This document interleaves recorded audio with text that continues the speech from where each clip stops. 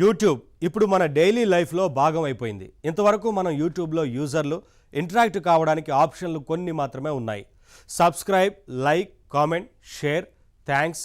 ప్రస్తుతం యూట్యూబ్ వీడియోల దగ్గర ఈ బటన్స్ మాత్రమే కనిపిస్తున్నాయి. అయితే ఇప్పుడు కొత్తగా హైప్ అనే ఫీచర్ను కూడా తీసుకొచ్చింది యూట్యూబ్. చిన్న స్థాయి యూట్యూబర్స్కి ఈ ఫీచర్ ఎంతగానో ఉపయోగపడుతుందని చెబుతున్నారు. టాలెంట్ ఉన్న యూట్యూబర్స్ క్విక్గా ఎదగడానికి ఇది హెల్ప్ అవుతుందంటున్నారు. ఇంతకీ ఏంటి హైప్ ఫీచర్, అదే తెలుసుకుందాం.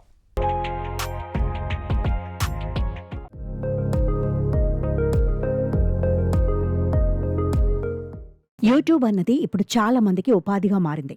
రోజు ఎంతో మంది కొత్త వాళ్ళు, చిన్న చిన్న క్రియేటర్లు యూట్యూబ్లోకి వస్తున్నారు. మంచి కంటెంట్తో తమ అదృష్టాన్ని పరీక్షించుకుంటున్నారు. అయితే ఇప్పటికే ఉన్న పెద్ద ఛానల్స్తో వీళ్ళు పోటీ పడలేకపోతున్నారు. మంచి కంటెంట్ ఇచ్చినా దానికి సరైన ఆదరణ లభించక వీళ్ళు నలిగిపోతున్నారు. దీనికి కారణం ఉంది. జనరల్గా యూట్యూబ్ అనగానే చాలా మందికి పాపులర్ ఛానల్సే గుర్తుకొస్తాయి. లక్షలో కోట్లలో సబ్స్క్రైబర్లు ఉన్న పెద్ద పెద్ద ఛానల్స్నే జనం ముందుగా చూస్తారు. పైగా ఆ పాపులర్ ఛానల్స్కి వీళ్ళు కూడా సబ్స్క్రైబ్ చేస్తూ ఉంటారు. అయితే మంచి కంటెంట్ ఇచ్చే కొన్ని చిన్న ఛానల్స్ ఉంటాయి. వాటికి ఆదరణ తక్కువ, సబ్స్క్రైబర్స్ కూడా తక్కువ. అక్కడ కంటెంట్ బాగున్నా చాలామంది సబ్స్క్రైబ్ చెయ్యరు. వీడియో నచ్చినా చిన్న ఛానల్ కదా అని వదిలేస్తారు. అందువల్ల పాపం ఆ ఛానల్ స్థాయి అలాగే అక్కడే ఉండిపోతుంది. వాళ్ల వీడియోలు వైరల్ అయ్యే ఛాన్స్ కూడా తగ్గిపోతుంది. ఇదిగో మరి అందుకే ఈ అప్కమింగ్ అండ్ టాలెంటెడ్ క్రియేటర్స్ని ప్రోత్సహించడానికి ఇప్పుడు యూట్యూబ్ హైప్ అనే ఒక కొత్త ఫీచర్ని తీసుకొచ్చింది. ఇంతకీ ఏంటి హైప్ ఫీచర్? ఇప్పటి వరకు మనం ఒక యూట్యూబ్ వీడియో నచ్చితే లైక్ కొడతాం లేదా షేర్ చేస్తాం. తర్వాత ఏమవుతుంది?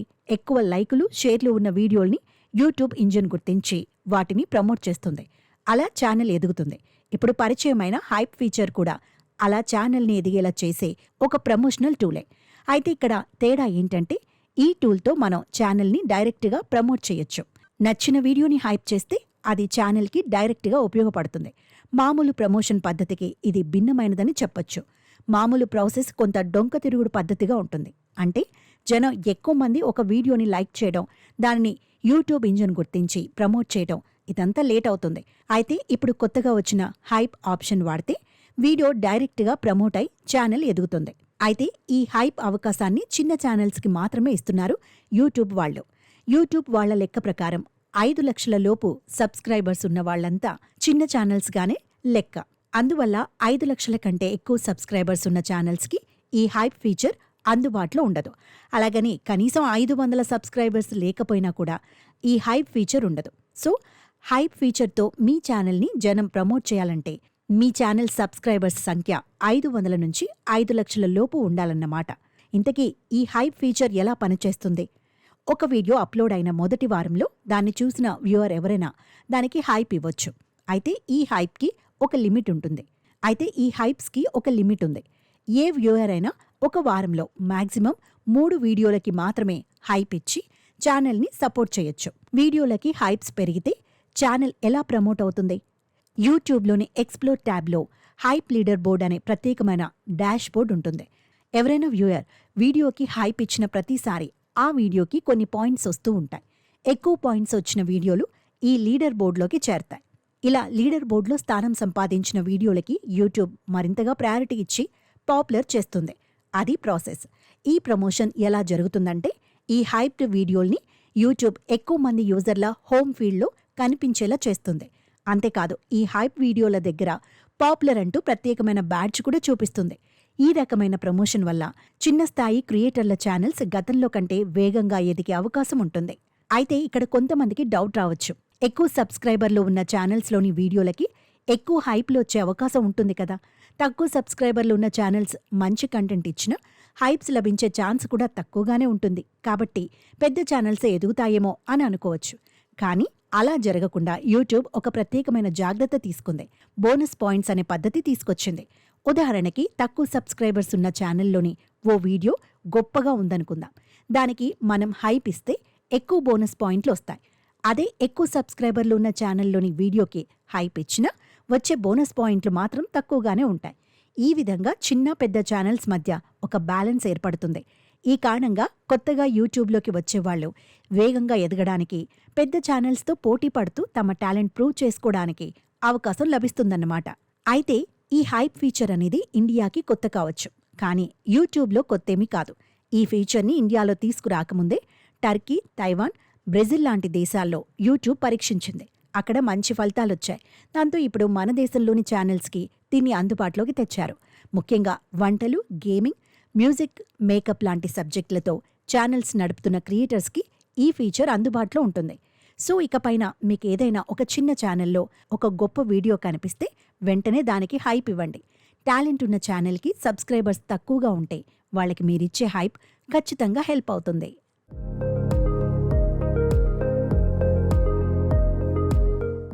ఇక మీరెవరో పర్సనల్ కంప్యూటర్ కొనక్కర్లేదండి. మీ ఇంట్లో ఉన్న టీవీనే కంప్యూటర్గా మార్చేసుకోవచ్చు. వినడానికి చాలా ఆసక్తిగా ఉంది కదూ? ఎస్, ఇలాంటి అనౌన్స్మెంట్స్తో ఇండియన్ మైండ్స్ని అట్రాక్ట్ చేసేది ఎవరై ఉంటారు? రిలయన్స్. అవునండి, ఇప్పుడు రిలయన్స్ జియో పీసీ పేరుతో కంప్యూటింగ్ని జనానికి చేరువ చేసే పనిలో పడింది. విషయం చిన్నదైనా అద్భుతం జరిగిపోతున్నట్లు హడావిడి చేసి జనానికి ఈజీగా చేరువయ్యే స్ట్రాటజీలు వేయడంలో రిలయన్స్ ఎప్పుడూ ముందుంటుందన్నది తెలిసిన విషయమే. మరి ఇందులో భాగంగానే ఇప్పుడు జియో టీవీ పేరుతో ఓ కొత్త ఆకర్షణని ప్రజల ముందుకు తెచ్చింది. ఇక సామాన్యులు ఎవరూ కంప్యూటర్లే కొనక్కర్లేదు అన్నంత స్థాయిలో హైప్ ఇస్తున్న ఈ జియో టీవీ అసలేంటి, ఎలా పనిచేస్తుంది, ఇది సామాన్యుడికి ఎంతవరకు అవసరం, అదే ఇప్పుడు వివరంగా తెలుసుకుందాం.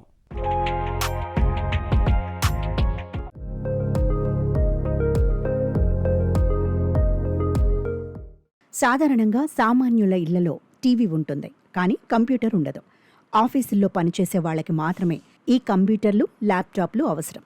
ఇవన్నీ మనకెందుకు అనే ఫీల్ సామాన్యుల్లో చాలా మందిలో కనిపిస్తుంది. అయితే ఈ కాలంలో పిల్లల చదువుల కోసం కావచ్చు, ఆఫీస్ వర్క్ కోసం కావచ్చు, కంప్యూటర్ తప్పనిసరి అవుతోంది. పవర్ఫుల్ మొబైల్ చేతిలో ఉన్న ఎడ్యుకేషన్, వర్క్ లాంటి విషయాలకి వస్తే అది కొంతవరకే ఉపయోగపడుతుంది. గట్టిగా విషయాలు నేర్చుకోవాలన్నా, పెద్ద పెద్ద పనులు చేయాలన్నా కంప్యూటర్ తప్పనిసరి. అయితే టీవీ దొరికినంత చౌకగా పీసీ దొరకదు. అదే సామాన్యుడి బాధ. ఇలాంటి సామాన్యుల్ని ఆకర్షించేందుకే ఇప్పుడు రిలయన్స్ జియో పీసీ అనే సౌకర్యాన్ని జనం ముందుకు తెచ్చింది. మీ ఇంట్లో ఉన్న మామూలు టీవీనే పూర్తి స్థాయి కంప్యూటర్గా మార్చేసుకోవచ్చు అంటూ జనాన్ని ఆశ పెడుతోంది. ఇంతకీ ఏంటి జియో పీసీ?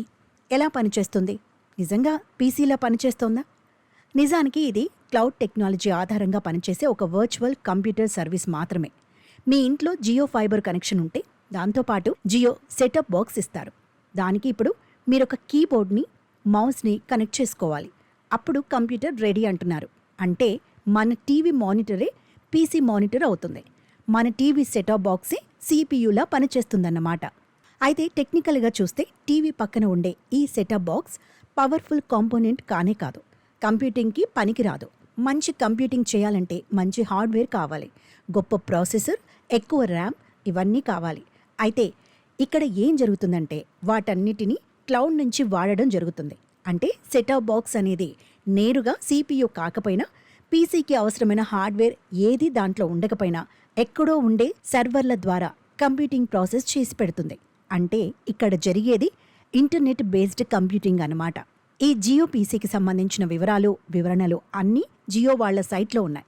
మనకి జియో పీసీ అకౌంట్ ఉంటే దాంట్లోకి లాగిన్ అయి ఈ జియో పీసీ సౌకర్యాన్ని పొందవచ్చు. ఆ అకౌంట్ ఎలా సెటప్ చేసుకోవాలి, అందులోకి ఎలా లాగిన్ కావాలి, ఎలా లాగౌట్ అవ్వాలి, పాస్వర్డ్ మర్చిపోతే ఎలా రీసెట్ చేసుకోవాలి, ఇలాంటి చిన్న చిన్న సాధారణమైన విషయాలన్నింటినీ ఇక్కడ వీడియోలుగా అందించారు.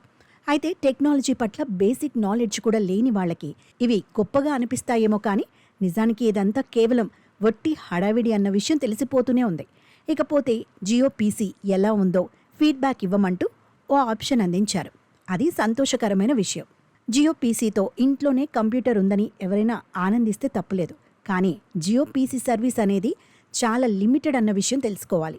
ఇదేదో పీసీ అంటున్నారు కదా అని దీనితో సాధారణ కంప్యూటర్ చేసే అన్ని పనులు చేసేయొచ్చు అని అనుకుంటే పొరపాటే. ఈ జియో పీసీతో మీరు కేవలం వెరీ బేసిక్ కంప్యూటింగ్ పనులు చేయగలరంతే.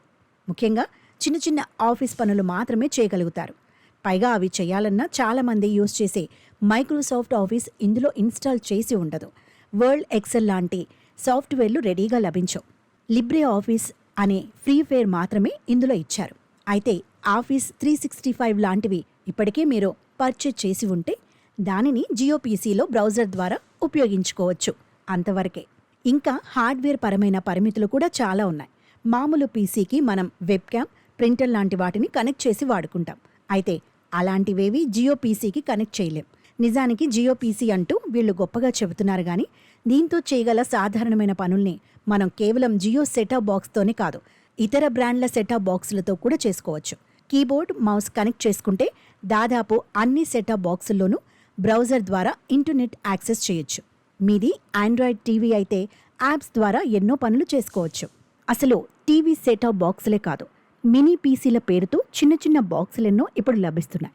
కాస్త ఖర్చు పెడితే ఇవన్నీ జియో పీసీ కంటే ఎంతో బాగా పనిచేస్తాయి. వీటికి కీబోర్డ్, మౌస్ కనెక్ట్ చేసుకుంటాయి. అయితే బ్రాండింగ్, ప్రమోషన్ అనేవి జియో పీసీ జనాన్ని ఆకర్షించడానికి ఉపయోగపడుతున్నాయి. ప్రస్తుతం జియో ఈ సేవను ఉచితంగా ట్రయల్ పద్ధతిలో ఇస్తోంది. ఇన్విటేషన్ పేరుతో కొందరికి మాత్రమే ఇస్తూ క్రేజ్ పెంచే ప్రయత్నం చేస్తోంది. జియో సెటాప్ బాక్స్ ఉన్న వాళ్ళకి, జియో బ్రాడ్బ్యాండ్ ప్లాన్కి పే చేసే వాళ్ళకి ఈ జియో పీసీ సర్వీస్ ఇస్తున్నారు. అయితే విడిగా జియో పీసీ కావాలంటే 5,500 వరకు ఖర్చు అవుతుంది. ఇలా సెటాప్ బాక్సుల మీద ఆధారపడే బదులు ఒక చిన్న మినీ పీసీ కొనుక్కుంటే మామూలు పీసీతో చేయగలిగే దాదాపు అన్ని పనుల్ని దాంతో చేసుకోవచ్చు. ఏదేమైనా ఈ మధ్య రిలయన్స్ హోమ్ ఇంటర్నెట్ మార్కెట్ మీద పట్టు సాధించేందుకు చాలా చర్యలు చేపడుతోంది. ఇళ్లలో ఫాస్ట్ ఇంటర్నెట్ కోసం అనుభూతిని మెరుగుపరచడానికి AX6000 లాంటి మంచి రూటర్స్ని జియో ముద్రతో అందిస్తోంది. నిజానికి జియో పీసీ అనేది వాళ్ళు ప్రమోట్ చేసేంత గొప్పదేమీ కాదు. కంప్యూటింగ్ మీద పెద్దగా అవగాహన లేని వాళ్ళని మాత్రం ఇది బాగానే ఆకర్షించే అవకాశం ఉంది. పెద్ద పెద్ద కంప్యూటింగ్ అవసరాలు లేని వాళ్ళు జియో పీసీని ప్రిఫర్ చేసే అవకాశం ఉంది. టీవీకి పెట్టే ఖర్చుతోనే పీసీని కూడా పొందేయాలనే ఆసక్తి ఉంటే జియో పీసీ సర్వీస్ తీసుకోవడం తప్పేమీ కాదు. కానీ ఈ జియో పీసీ సర్వీస్ అందించేది మామూలు కంప్యూటింగ్ కాదు, వర్చువల్ కంప్యూటింగ్ మాత్రమేనని తెలుసుకోవాలి. అసలు ఇంటర్నెట్ లేకపోతే జియో పీసీ పనిచేయదని తెలుసుకోవాలి. ఎందుకంటే జియో పీసీ ఒక ఫిజికల్ కంప్యూటర్ కాదు, క్లౌడ్ కంప్యూటర్ మాత్రమే. అయితే జియో పీసీ వాడాలనుకునే వాళ్ళు అన్నిటికంటే ముఖ్యంగా తెలుసుకోవాల్సిన విషయాలు 2 ఉన్నాయి: డేటా సెక్యూరిటీ, డేటా సేవింగ్ అనేవి. మీరు మీ జియో పీసీతో చేసిన వర్క్ క్లౌడ్లోనే ఉంటుంది కదా, మరి మా డేటాకి సేఫ్టీ ఏముంది అని కొందరు అడుగుతున్నారు. దానికి రిలయన్స్ వాళ్ళు ఇచ్చే భరోసా ఏంటంటే, మీ డేటాకి మేం సెక్యూరిటీ ఇస్తున్నాం, మీ డేటా అంతా ప్రైవేట్గానే ఉంటుంది అంటున్నారు. జియో పీసీ అంటే ఏంటి? అది ఒక వర్చువల్ కంప్యూటర్. ఉదాహరణకి మనం మన జియో పీసీ అకౌంట్లోకి లాగిన్ అయి ఒక వర్చువల్ డెస్క్టాప్ ఓపెన్ చేసి ఏదో వర్క్ చేశామనుకోండి, మన వర్క్ డేటా వేరే ఎవరూ చూడరు, అంతవరకు ఓకే. తర్వాత మీ వర్క్ని, డేటాని మీరు చూడాలన్నా అది అక్కడ ఉండదు. జియో పీసీ యూజర్లకి వీళ్ళు ఐడిల్ టైం అని టైం లిమిట్ పెట్టారు. ఫర్ ఎగ్జాంపుల్, మనం ఒక వర్క్ చేసి జియో పీసీ వర్చువల్ డెస్క్టాప్లో దాచుకున్నా అది భద్రంగా సేవ్ అయి ఉంటుందని గ్యారంటీ లేదు. ఎందుకంటే ఆ ఐడిల్ టైం అయిపోగానే హుష్కాకి అయిపోతుంది. అదండి జియో పీసీ సౌకర్యం.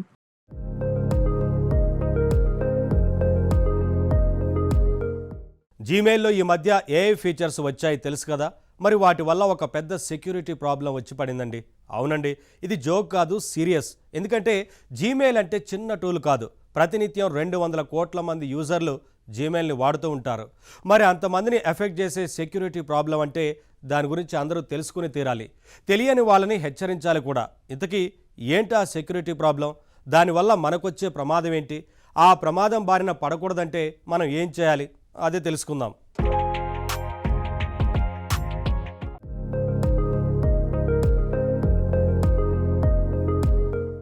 ఈ మధ్య గూగుల్ వాళ్ళు జీమెయిల్లో కొన్ని AI ఫీచర్స్ తీసుకొచ్చిన విషయం మనకి తెలుసు.